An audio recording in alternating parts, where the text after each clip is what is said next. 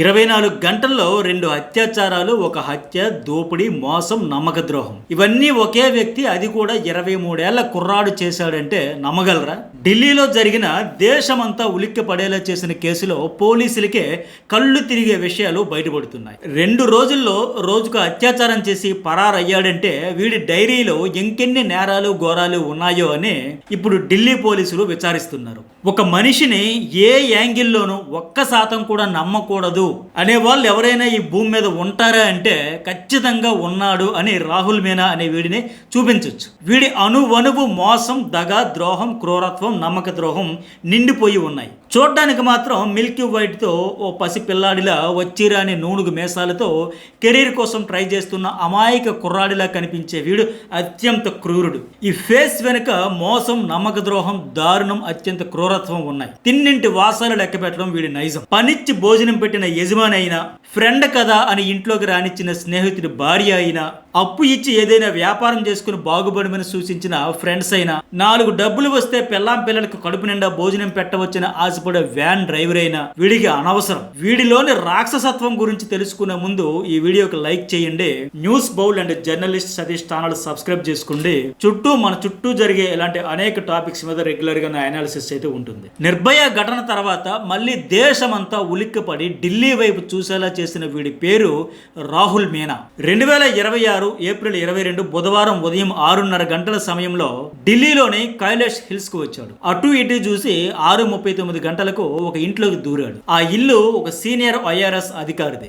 రాజస్థాన్ అల్వార్ జిల్లా రాజ్గఢ్ కి చెందిన రాహుల్ తెలిసిన వాళ్ళ రికమెండేషన్ తో గతంలో ఆ ఇంటిలో పనివాడిగా చేరాడు. 8 నెలలు పనిచేశాడు. సర్వెంట్ క్వార్టర్స్ లో అతనికి రూమ్ ఇచ్చారు. ఆ టైంలోనే సివిల్స్ కి ప్రిపేర్ అవుతున్న ఆ అధికారి కూతురిపై కన్నేశాడు రాహుల్. అలా 8 నెలల పాటు అదన కోసం ఎదురు చూశాడు. అయితే ఇంటి సరుకుల కోసం ఇచ్చిన డబ్బులు గోల్మాల్ చేశాడని, బయట IRS ఆఫీసర్ పేరు చెప్పి అప్పులు చేశాడని తేలింది. వీటితో పాటు చుట్టుపక్కల అప్పులు చేసేసి తిరిగి ఇచ్చేవాడు కాదు. దీంతో వీడు పనిచేస్తున్న ఇంటి వద్దకు వచ్చి అప్పులు ఇచ్చేవాళ్ళు అడిగేవాళ్ళు. ఈ తతంగమంతా చూసిన IRS ఆఫీసర్ పనిలోంచి తీసేశాడు. దీంతో 45 రోజుల క్రితం రాహుల్ సొంతూరుకు వెళ్ళిపోయాడు. కానీ ఆ ఇంట్లో ఎక్కడ ఏమున్నాయో బాగా తెలుసుకున్నాడు గనక టైం చూసి వేసేయాలని ఫిక్స్ అయిపోయాడు. ఆ తప్పుడు ఆలోచనలతోనే మళ్ళీ ఢిల్లీ వచ్చాడు. ఆ ఆఫీసర్ ఆయన భార్య ఉదయాన్నే వాకింగ్, జిమ్ కు వెళ్తారని రాహుల్ కి తెలుసు.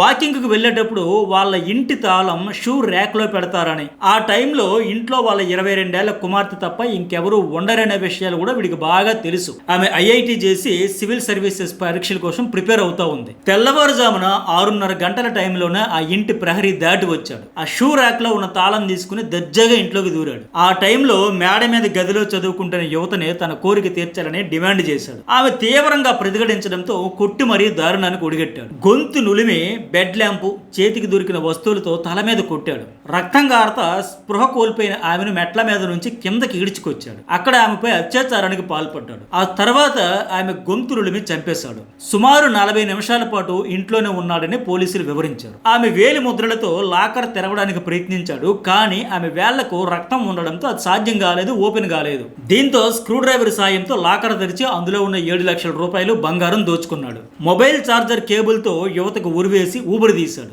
ఆమెతో జరిగిన పెనుగులాటలో ఇతని ప్యాంటుకు, షూకు రక్తం అంటడంతో వాటిని అక్కడే పడేశాడు. దర్జాగా ఆ ఆఫీసర్ ఇంట్లో ఉన్న కొడుకు బట్టలు, చెప్పులు వేసుకుని పారిపోయాడు. వాకింగ్ తర్వాత ఇంటికి వచ్చి రక్తపు మడుగులో విగత జీవిగా పడి ఉన్న కుమార్తెను చూసి ఆ దంపతులు హడలిపోయారు. షాక్ లో కుప్ప కూలిపోయారు. ఇరుగు పొరుగు వాళ్ళ వచ్చి పోలీసులు కంప్లైంట్ ఇచ్చారు. పోలీసులు వెంటనే దర్యాప్తు చేపట్టారు. CCTV ఫుటేజ్ లో ఉదయం 6:30 గంటలకు నిందితుడు అపార్ట్మెంట్ లోకి ప్రవేశించడం, సుమారు గంట తర్వాత వేరే దుస్తులు, బ్యాగ్ తో బయటకు వెళ్ళినట్లు గుర్తించారు. వెంటనే నిందితుడి కోసం 15 బృందాలు రంగంలోకి దిగాయి. వాడు ఎక్కి వెళ్లిన ఆటో డ్రైవర్ ఇచ్చిన సమాచారం ప్రకారం ద్వారకలో గాలింపు చేపట్టారు. చివరకు బుధవారం సాయంత్రం ఓ లాడ్జ్ లో దాక్కున్న రాహుల్ ను అరెస్ట్ చేశారు. వాడి ఫోన్ స్వాధీనం చేసుకున్న పోలీసులు అందులో అడల్ట్ కంటెంట్ వీడియోలు ఎక్కువగా ఉన్నట్లు గుర్తించారు. రోడ్ల మీద, మార్కెట్ లో, బస్ స్టాప్, రైల్వే స్టేషన్లలో వెళ్లే మహిళలకు తెలియకుండా వాళ్ళ ఫోటోలు తీసినట్లు పోలీసులు గమనించారు. తనకు అడల్ట్ వీడియోలు చూసే అలవాటు ఎక్కువగా ఉందని, అందుకే ఈ నేరాలకు పాల్పడినట్లు రాహుల్ ఒప్పుకున్నాడు. పైగా వాడికి బెట్టింగ్ యాప్స్ తో పాటు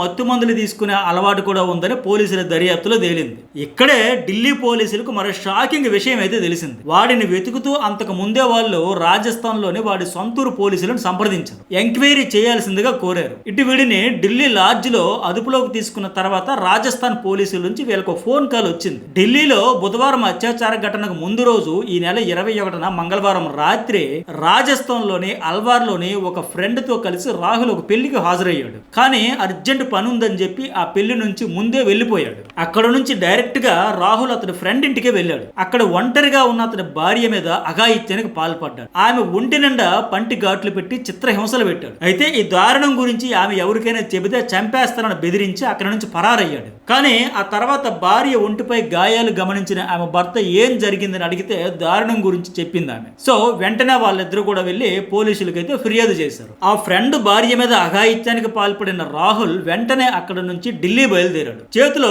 డబ్బులు లేకపోవడంతో అతను ఫోను 10,000కి అమ్మేశాడు.